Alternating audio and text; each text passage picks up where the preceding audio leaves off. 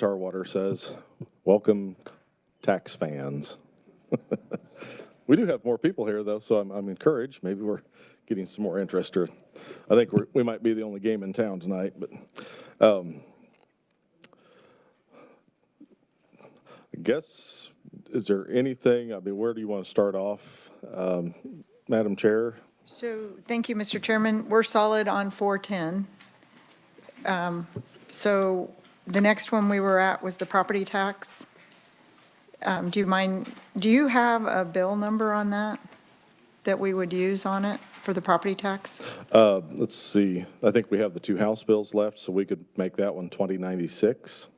That would be great. Thank you.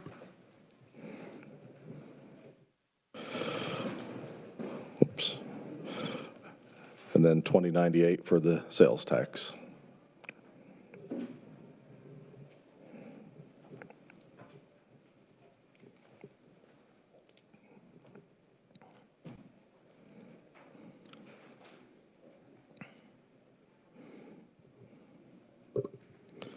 So whichever one you would like to pick up with.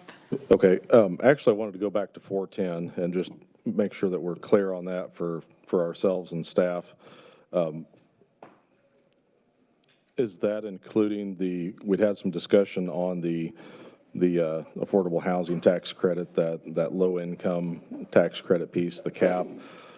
I've had some conversations since our last meeting. There's some concern about that because there's certain allocations, maybe that word isn't the proper one, but they've had the first round of that. I think it was around 25 million. I completely agree with trying to put some limits on this. I just want to make sure that we're not doing something that's going to impact this second round. I'm not sure when the applications happen. I'm not sure when that process starts. If we put a cap on it now, if that impacts people that are currently trying to apply right now, or if they're, I guess ultimately I'm saying I'm not comfortable putting a cap on it this year. I want to see if we can come back next year, have a hearing on that, make sure that we understand how that program works, and put those limitations in at that point. So, Mr. Chairman, I was told that it was $8 million the first year. You think it's going to come in at 25 million? That would be my concern. That means that that $25 million, those people could apply for the next 10 years for another 25 million, if I understood correctly. Is that correct? Yes, the allocations are such that once the housing project comes online, it is that amount of credit for the 10 years, excuse me. Following it, I'm trying to find in the LPA report what the allocations were the first year really quickly. Yeah, and I think that's my uncertainty is I just want to make sure that I think we agree and conceptually that there needs to be some guardrails and parameters put in place on this program. I just want to make sure we're not doing anything that disrupts what is currently being done with it. Right, Mr. Chairman, and I would not want to disrupt. They've made a negotiation with the first year, and I'd like to find out what those numbers are, because we will have those, or could have those numbers for 10 years going forward. And we're in the second year now. So I just think we need to be very cautious here, because if it was 8 million and if it was 25 million, we'll look at where we're at doing the math. And I don't know if that 25 million included the 8 million or if that's over and above. I mean, this could be very dangerous. And I just have concerns. We don't want to damage the program, but we do need to make sure that it's not an exponential, and it looks like it could be. So do you have any numbers, Eddie? The post-audit report from the interim indicated that it was about 28 million in 2023 on the affordable housing tax credit. So that means for the same people that got the 28 million can apply for the next, they don't even have to apply, they just qualify for the credit for the next 10 years, is that correct? So yeah, those credits are 28 million per year for a 10-year window. It's the 10 years following when the housing project comes online. Could you restate that? Yeah, the 28 million is 28 million per year for a 10-year window. It is the 10-year window that immediately follows when the housing project kind of comes online and is occupied. So it's not necessarily like next year, because those housing projects that are financed by virtue of those credits, it might take them a couple of years to get them built and up and running. And so it doesn't actually kick in until after they're online and occupied. But it is a 10-year window, 28 million per year for that 10-year window. And there is a cap in that program. The cap is whatever our federal allocation is for that year. And it just happened, and the federal allocations can go up and down in any given year. It happened that last year, the federal allocation was 28 million for Kansas. So it was 28 million and we had applications for the full amount? Or is that just? That is my read of this LPA report. I don't know that it actually says that expressly. I will try to find if there are any records of that somewhere else while you talk.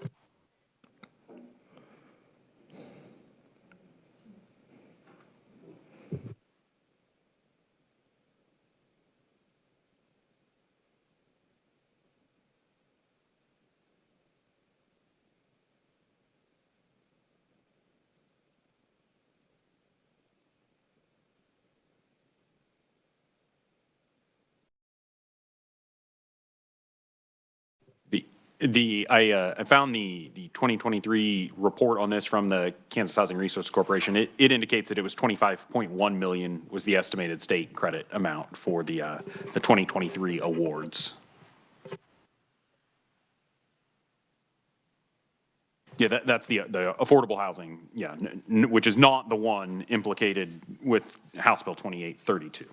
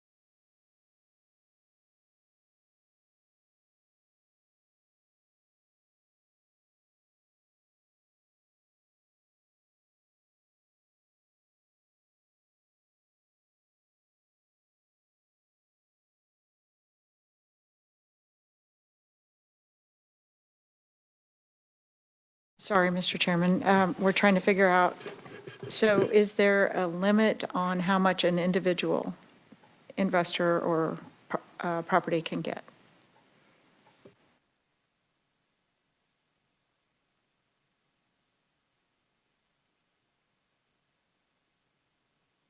In terms of the individual properties, it's based upon the allocation plan that goes through the Kansas Housing Resources Corporation. And so from their 2023 annual report, you can actually see the distribution of that credit amount across all of the specific projects and including the city and county where they were located. And the 25.1 million is just the sum at the bottom.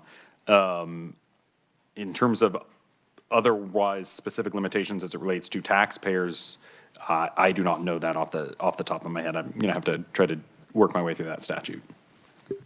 So what would be a worst-case scenario if we did not cap it tonight with this legislation? What would be a worst-case scenario this year with the applications coming in? How much could that put the state on the hook for? Off the top of my head immediately, I don't think I can tell you. I'm trying to find if the 2024 federal allocation for Kansas has been specified yet, but I do not know that number off the top of my head. Okay. But, okay, let's assume it comes in at 25 million like last year then. What would we be looking at? It would just be 10 times whatever that amount is. So it wouldn't be, what my fear is, and so it was 25 million in 24 or 23. And if it's 30 million does the 35 accumulate for 10 years and the 30 million accumulate for 10 years? So it would be 70 million, or no, 55 million that we've signed up for the next 10 years. Yeah, each year would stack on top of the prior years for the years in which they overlap. Stair step is what my fear was, is good description of it. that it builds. So if it's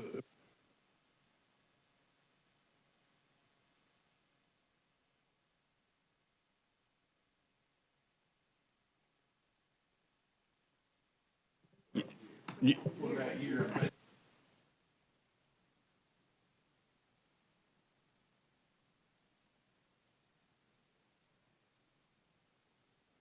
Senator, I might ask if you turn your microphone on, just people that are maybe listening, they want to make sure they hear the conversation.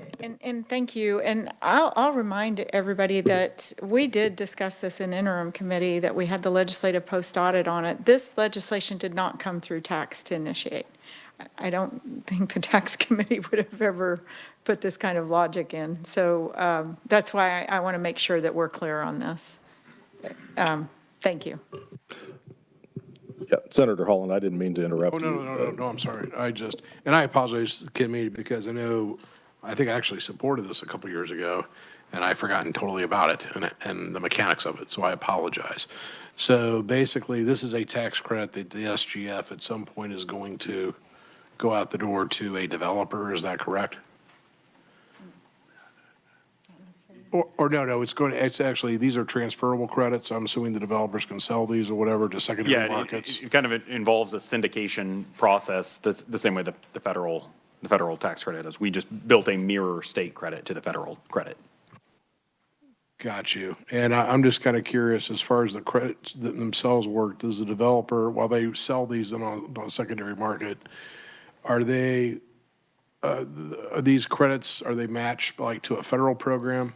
Or are these, how does the allocation work?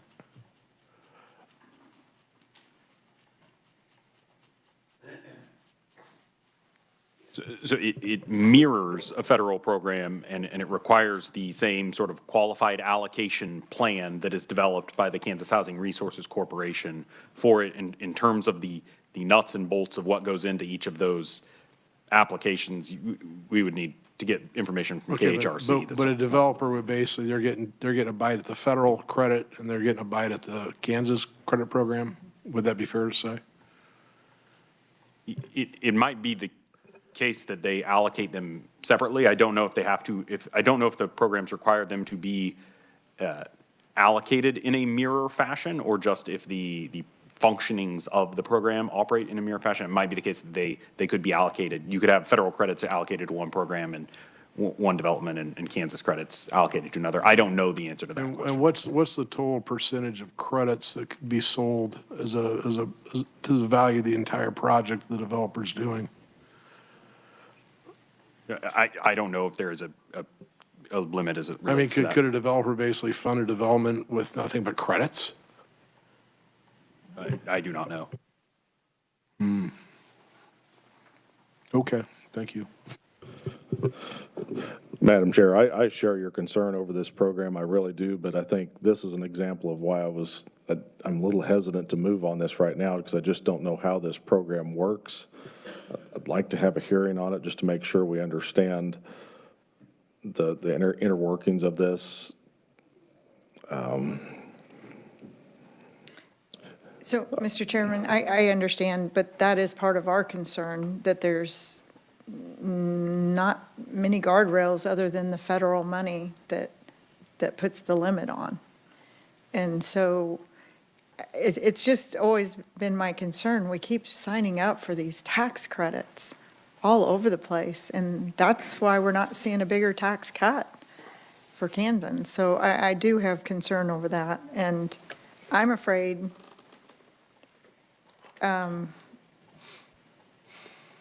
I understand you're wanting to delay it 1 year. Let us visit about that a little bit, and then we'll, okay. If not, I'd be interested to see if you'd at least entertain, because right now this is going into our non-controversial bill, so didn't know if that played into the account or not, but I'm still very uncomfortable with making these changes at this point.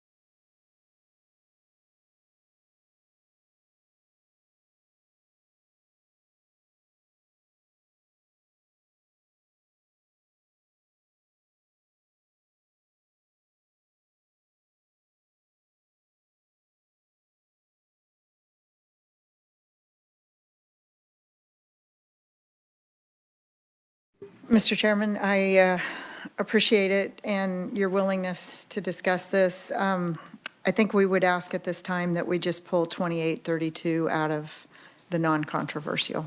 And I'm not sure we put it in anywhere at this point.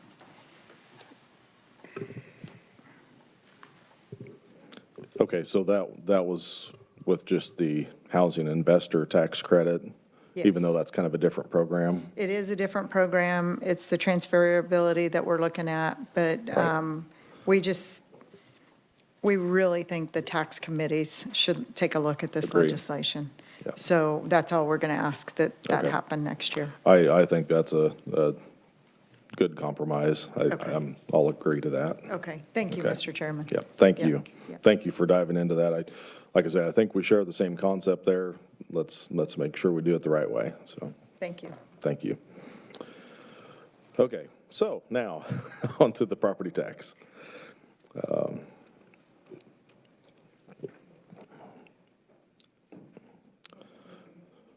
I hope that doesn't mess Amelia up too much, changing that provision in there. Yeah, Okay, just removing that one, so. Thank you. Okay.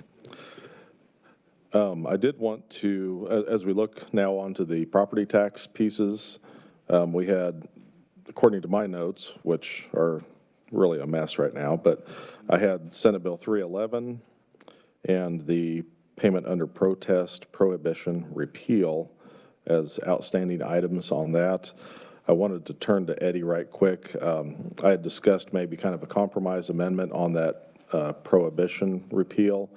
I might ask Eddie to explain it. He can do a much better job of it than I can.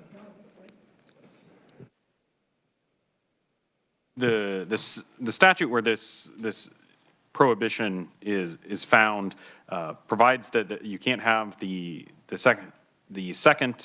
payment under protest if a equalization appeal was commenced in that year.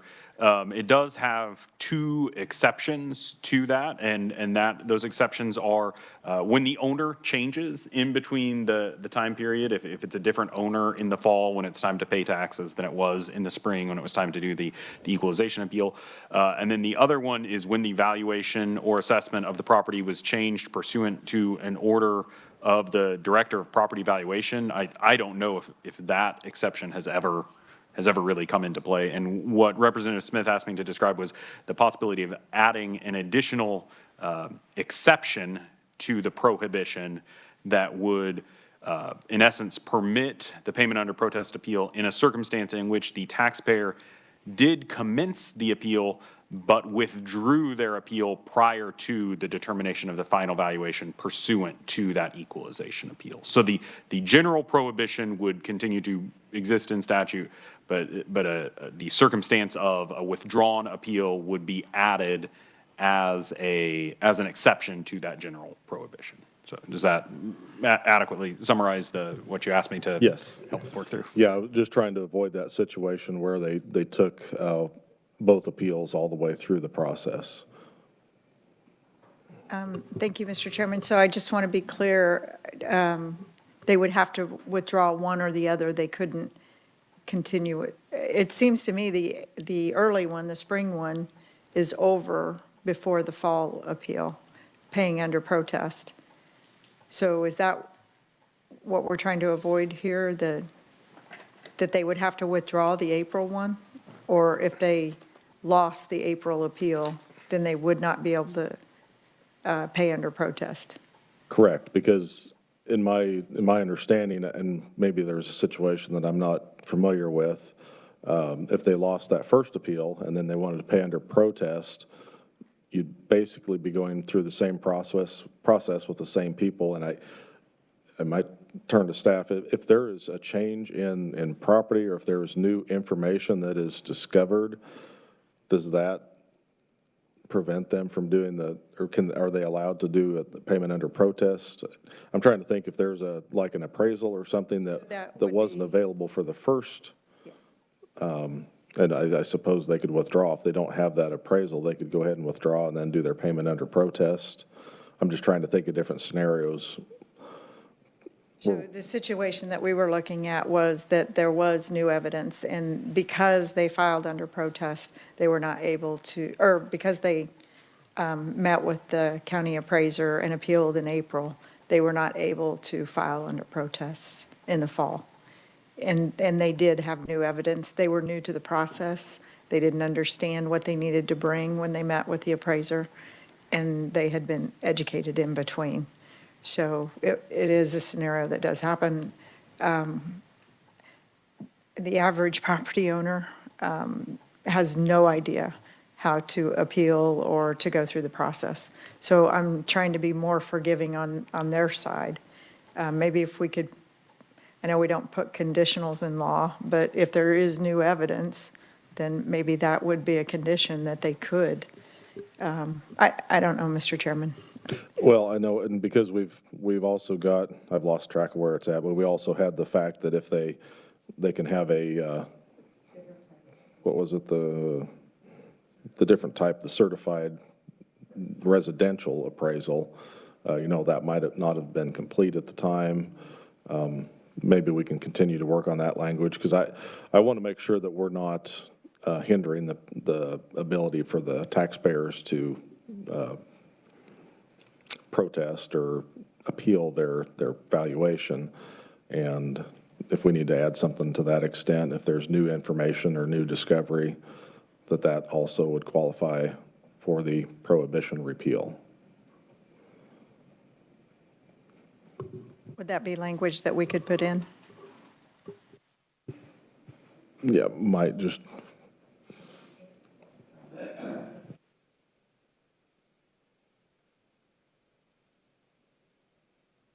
Could you restate exactly the scenario that you're looking to allow the second appeal under? Then I think I might let you do that, Madam Chair. Okay. New with evidence. that situation. just Basically. discovery. So in essence, the discovery of new evidence relevant to the property's valuation.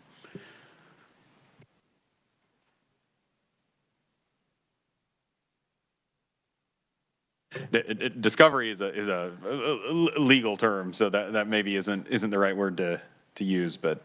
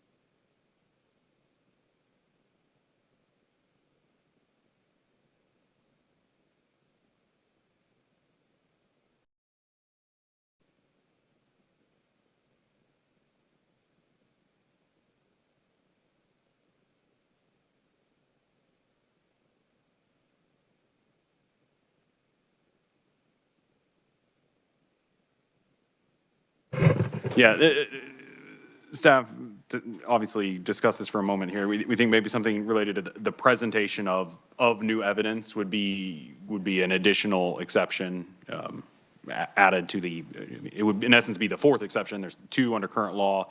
The withdrawal would be the third, and then the presentation of new evidence would be the fourth. Does that capture what the committee's after? I think that takes care of what my concern would be, and I think it sounds like in that scenario, it would also take care of that. We're in agreement. Okay. So the only other piece would be the Senate Bill 311. I'll be honest, Madam Chair, I haven't been back to my office since about 10 o'clock this morning. I go to the floor and back here, and both the floor and back here. I do understand this concept, and I have read a little bit through. I haven't went back to review any of the hearings. What was there a hearing on this? Yes, there was. There was, okay. Yes, yes. Was it under Senate Bill 311, or was it? It was 311. I did make an amendment. I had a lawyer that sent me some language to clarify. Okay. And yes, it was, I know that it's being reported that it wasn't transparent. It was absolutely transparent. In fact, it was reported that not all the committee members were there. As soon as the committee members came in, I announced it, and the senator was recorded as a no on the bill. So it was completely transparent. Okay.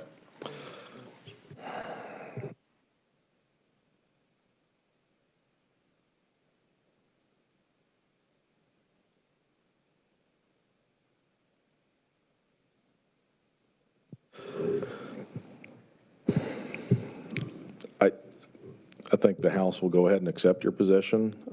Again, that's a concept that I agree with. I'll trust the Senate on this one, Thank you, and we'll Mr. move Chairman. forward. He's actually closer to your district than he is mine. So it was Senator Estes' nephew that brought this to me, Bud Estes' nephew.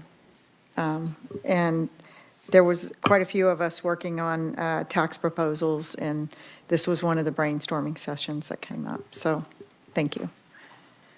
I think we're good on the property tax. Okay.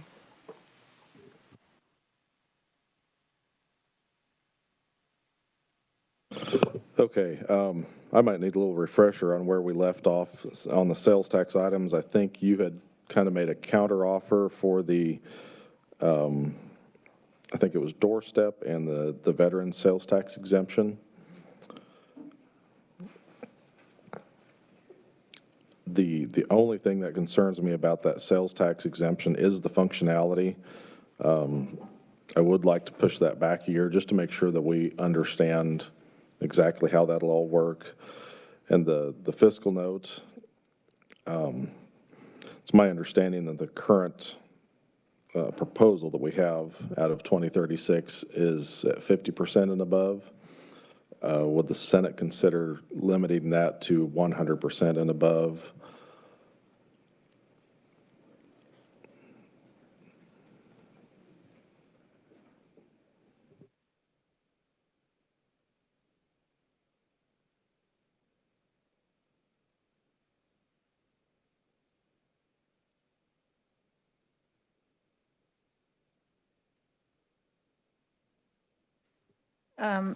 Mr. Chairman, we'll accept the offer, and we'd ask if you want to name it. Name the sales tax exemption? No. Sorry, it's late. I'm not very quick here. Oh, you're fine. I just, we will accept your position on that and appreciate it. Thank you very much.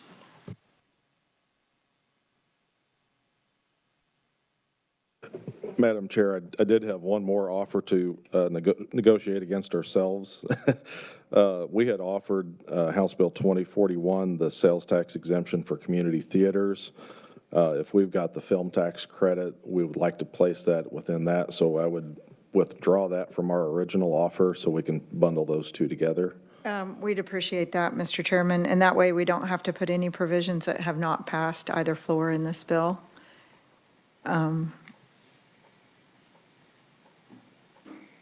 And I'm not going to push my luck, but if you're willing to accept doorstep, fine. If not, we understand. We've pushed for a lot in this legislation, so. Okay, I just want to be clear. Our original offer, did the Senate offer contain ours? Oh, so those are off the table. Yeah, that's Oh, why I okay. said we had a weird offer. I've never countered with a completely different position, so. Okay. I apologize. I know you guys had 2229 that you did make as part of your offer. Yes, and that one did pass the House. For some reason, we have that trouble getting that above the line in the Senate. I'm not sure why. Just, will you give us a minute on that? Sure. Thank yes. you.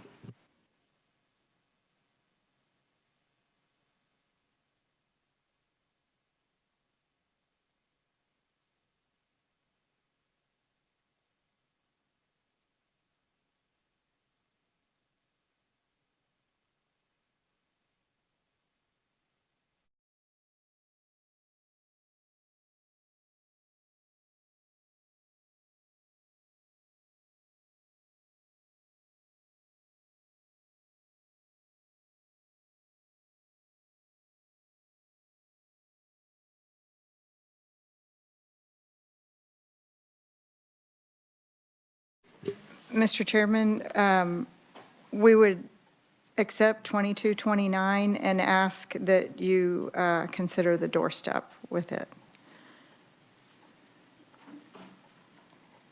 Okay, thank you, Senator. We'll consider that one. Okay, thank you.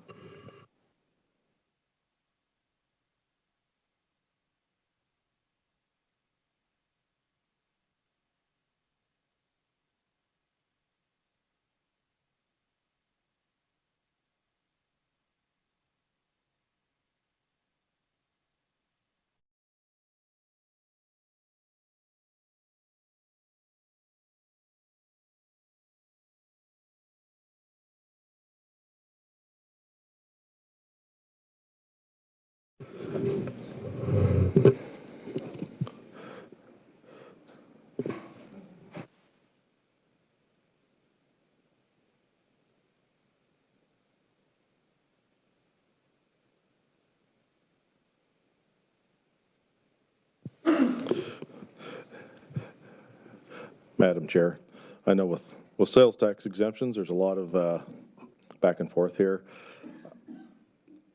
We're trying to prioritize. I understand that a lot of ours didn't get above the line and move across to the Senate. We did try really hard to get that done, but we'd be willing to accept the Senate's offer if you would be willing to consider the State Fairgrounds Foundation. That's a really unique situation where that property actually is state property after the foundation builds this structure. It's all private funds donated.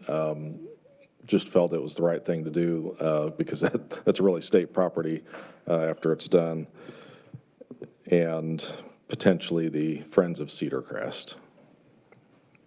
So, Mr. Chairman, we will accept your offer of the State Fairgrounds.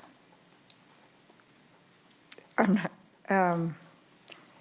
the Friends of Cedar Crest could go in the film credit bill, if you want. I don't know. I just have concern.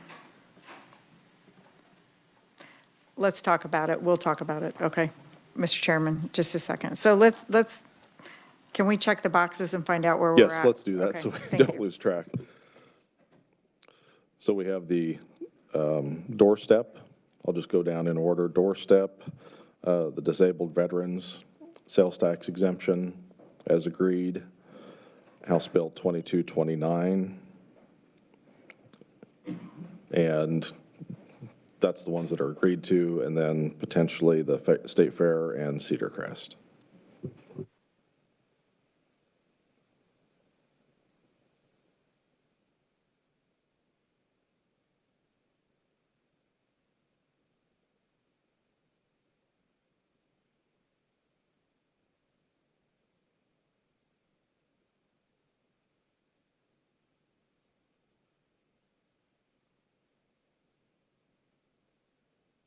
Madam Chair, I just wanted to clarify those top 6 are still in play that we'd already agreed to. Okay, just wanted to confirm that.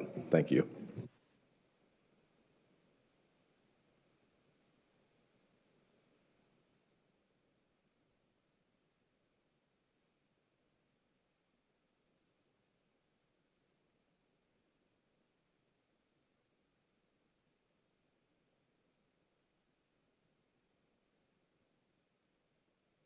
So, Mr. Chairman, it's, as always, been great to negotiate with you. We will accept the state fairgrounds. We do have concern, and it's consistent. There's not even a bill on the Friends of Cedar Crest. You know, there is going to be one train to leave the station, one more train, I guess. I don't know. Anyhow, we would absolutely accept the state fair.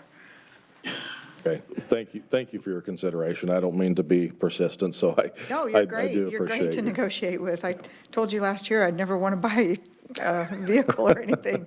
You're excellent at this, so I treat you fair. you do, you do.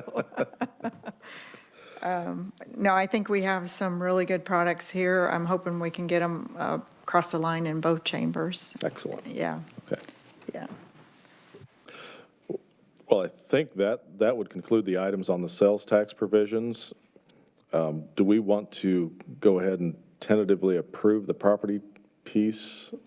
Or do we wait until we get the language on the prohibition repeal, just so we can see that before we agree to it?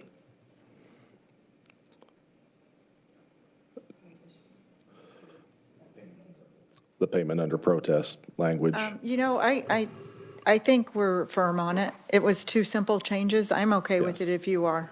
Okay. yeah. We can just read the bill when they get that drafted. Yes.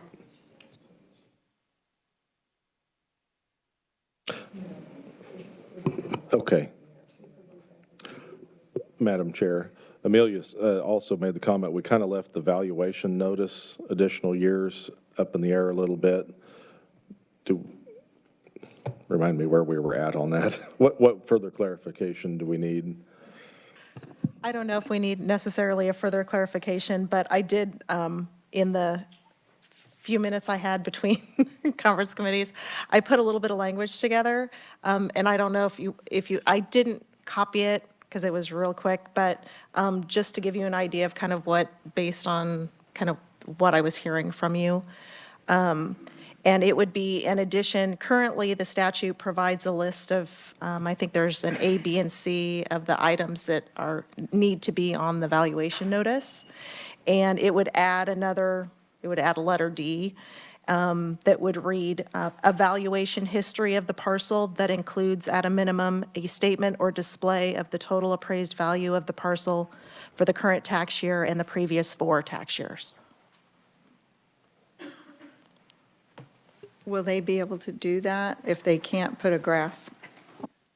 And that was, the reason I said a statement or display was in case they are in a position where they can't do a graph, they could just do a statement or a table of some sort. I said a statement or display.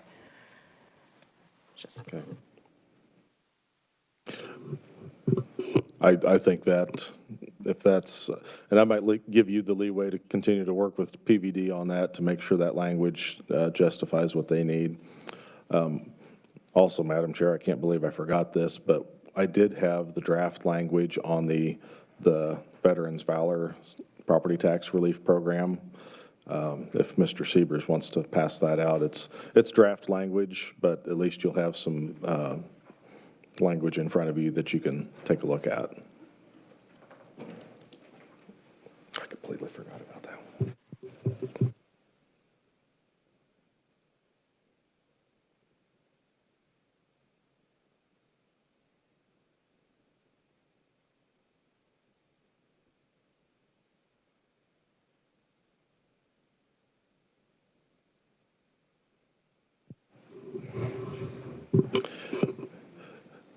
Madam Chair, I could have the reviser kind of provide an overview for this, and then we could ask questions.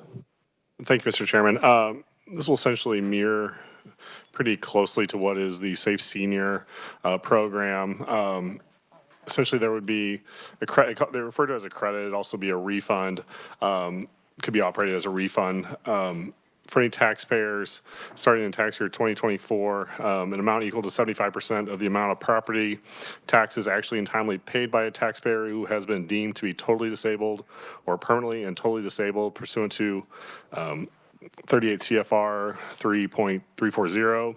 And these would be if such taxes were paid upon real or personal property used for residential purposes of such taxpayer, that is the taxpayer's principal place of residence for the taxpayer in which the tax credit is claimed. Most of that language comes directly from the Safe Senior Act. This would be a refundable credit or refund. There would be no income or valuation limits, and that's set forth in subsection F, as this is also would be part of the Homestead Property Tax Refund Act, as is Safe Senior, mainly to pick up the administrative functions of the refund and kind of the mechanisms to carry out the refund. But other than that, I'd be happy to answer any questions. I'll give you plenty of time if you want to read through it and digest it a little bit, too. I actually have a question. Okay. Okay. I just want to understand, it says totally disabled, to be deemed totally disabled or permanently and totally. I'm not sure I understand what the. Yeah, I might be able to help answer that. If you look up the what's CFR stand for? I can't remember. Code of Federal Regulations, when you look that up, for someone who is totally disabled, they might have an injury or some type of disability that could potentially improve. So totally disabled is a rating you get each year from the VA. They can provide that. They won't be permanently disabled if it's something that they could potentially improve on or improve from years down the road. But the designation for totally disabled typically encompasses all the either permanently or temporary. So we could, if that seems redundant, we could take out the permanently because total disability is kind of what we're going for. There is the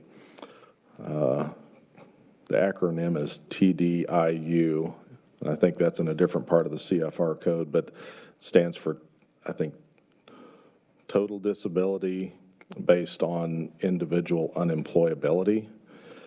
Basically says that they are totally disabled and unable to work.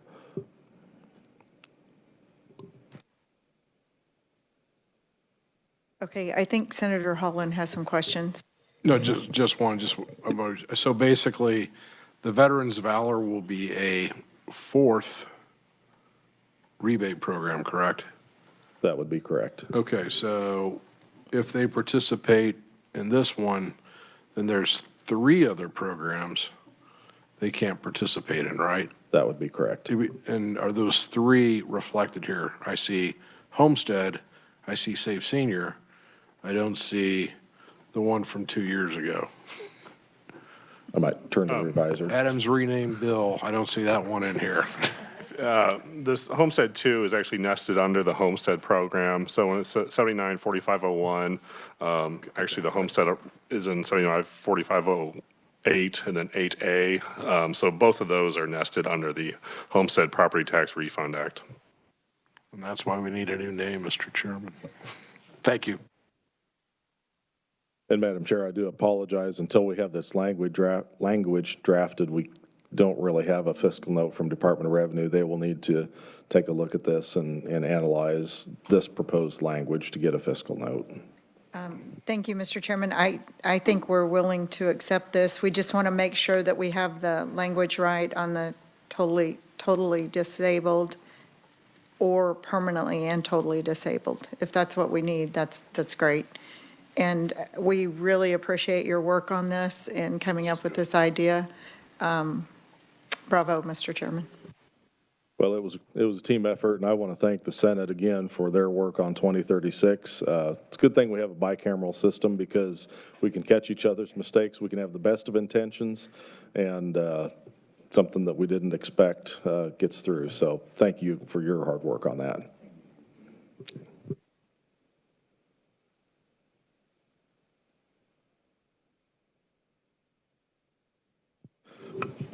I know the hour is late. I can't think of anything else that we might have forgot, but if I can't think about it, I probably forgot it, so.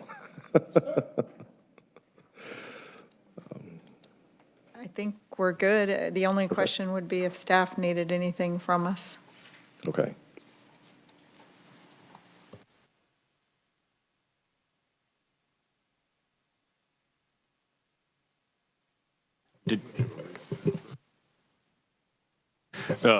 Staff's understanding, first of all, is that 2096 is property tax and 2098 is sales.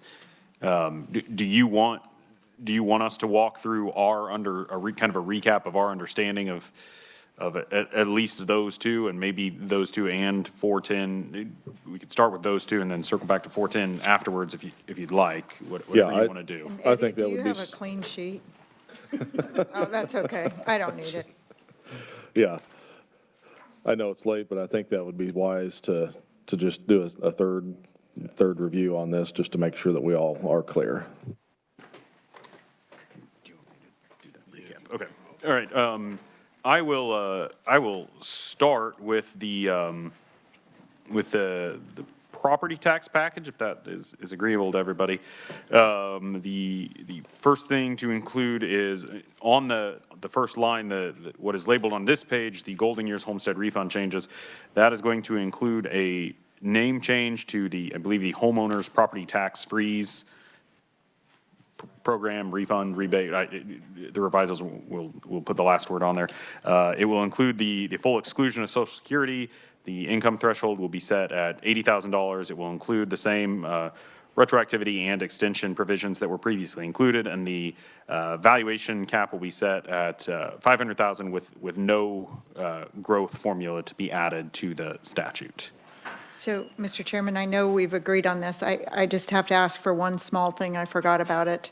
Instead of saying the home income, could we just clarify that with adjusted gross income or Kansas adjusted gross, so that it just simplifies? And I I've had Eddie run the fiscal note on it. It is a little bit of an increase, but I get asked by so many seniors, well, does that include my granddaughter that's living with me, or, that type of thing.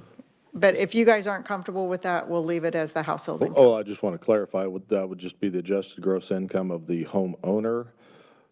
So if they were married filing separately, they would just have to fall under that first cap?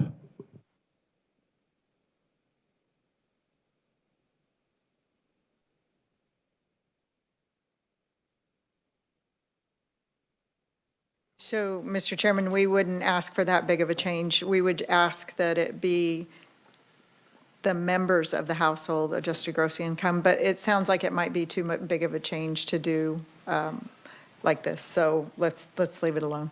Okay. Thank you. Okay, then the next item is the contents of Senate Bill 484 to be included, the contents of Senate Bill 311 to be included, the contents, the government competition property tax exemption as it existed in the CCR for Senate Bill 8 to be included, the property valuation notice additional years language that Amelia had previously provided just a few minutes ago to be included. The payment under protest prohibition will not be repealed, but 2 new exceptions will be added to that. One for when the equalization appeal is withdrawn, and one for when new evidence is presented. And then the disabled veterans would be the Veterans Valor Property Tax Relief Act, which is what the language that was just passed out here. And I believe that is the entirety of the property tax package. That sound good? Okay, all right, great. Moving on down to the sales tax package. It will include the 6 items that are listed above the dotted line, the sales tax exemptions for custom meat processing services, the state schools for the blind and deaf habitation exclusion provision, the exploration place, the Kansas Children's Discovery Center, the telecommunications infrastructure, and the manufacturer's coupons, which is really an exclusion from sales price. Dropping down below the line, an additional 4 provisions would be included. The sales tax exemption for Doorstep Inc. from substitute for Senate Bill 60. The sales tax exemption for disabled veterans to be at 100% disabled veterans. The motor vehicle sales tax deduction provision from 2229, and the State Fairgrounds Foundation sales tax exemption from 2662. Oh, and Adam just reminded me, you wanted to delay the disabled veteran sales tax exemption by an additional year relative to what was in Senate substitute for 2036. Okay. All right. I believe that is the entirety of the sales tax agreement. I actually need to make a clarification, if we may.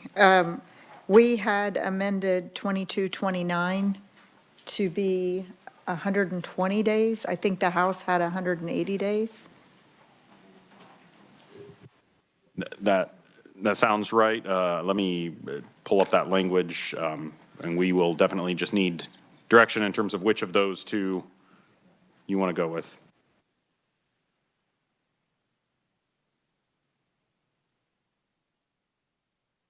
So I just need to clarify, because the Senate also had a form that was required on it too. And I apologize, Mr. Chairman, I should have thought of this when we were going through them. I don't know if you were aware of the changes that the Senate made.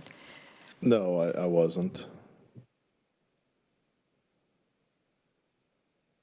Yeah, I apologize for the for not clarifying that as we worked our way through here.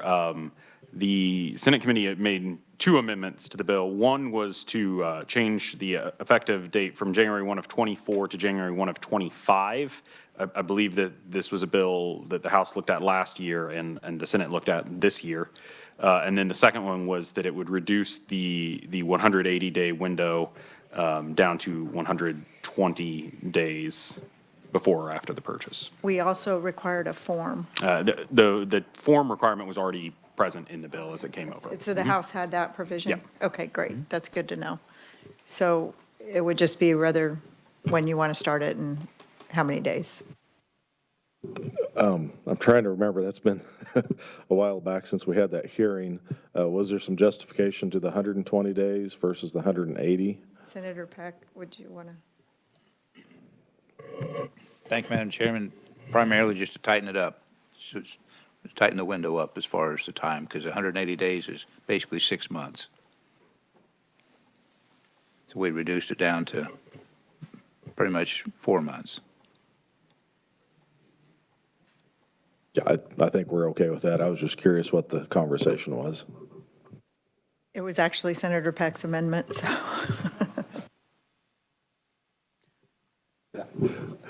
Yeah, I think we're good on that provision then. So just for staff's benefit, that'll just be the Senate version of Correct. 2229. Okay. Yes. I just wanted to make sure. Thank you. Okay, circling all the way back up to the 410 package, which is the administrative and non-controversial items. I believe it's everything that is listed under administrative / non-controversial. Everything that is listed under income tax items for further discussion with two changes. One, 2832 is no longer a piece of this, and also the employee retention credit disallowance is set at 50%. And then also includes the codification of the agricultural land adverse influences provision. And that is the entirety of that package. Obviously, if you want me to read those line by line, I'd be happy to. I think we're good on that, Eddie. Thank you. And if I may, Mr. Chairman, we did the agrees to disagree. I don't know that you have done it on 2464. No, we have not You got have for that yet. 65, okay. And so we can't negotiate that until we have the agrees to disagree, so we'll have to meet again tomorrow morning, sorry. We have a tentative agreement, but we can't Right, officially. okay, yes. Yeah, is there, we'll have to do that, agree to disagree at 10, so we could come back in at 11 or so, or just tentatively plan on 11 o'clock for tomorrow? That would be great, Mr. Chairman. I hope we have some, not to push anybody. I don't know if we'll have any committee reports or not by then, but yes. Sure. Okay, thank you. Okay, yep, thank you. Anything further from staff? No, I think we're all set.